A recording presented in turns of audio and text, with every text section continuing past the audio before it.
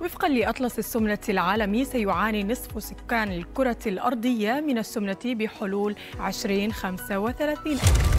هو فعلا يا دكتور معتز في الفترة الأخيرة في كام حالة مش قادرة تسيطر على شهيتها وملخبطة في الدايت،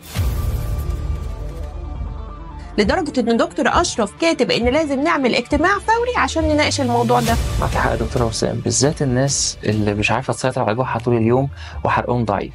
المغريات بقت كتيرة جدا، تصوروا إن بقى في وظيفة اسمها فود بلوجر. الحياة اتغيرت بسرعة، لازم نتعامل مع أمر الواقع ونلاقي طريقة نخلي الناس تسيطر بيها على شهيتها أكتر.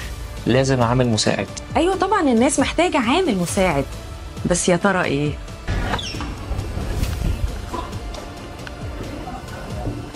إذا إحنا بنتكلم في 3 مشاكل واضحة: سيطرة على الجوع، تحكم في الشهية، زيادة في معدل الحرق، يعني لايت كات.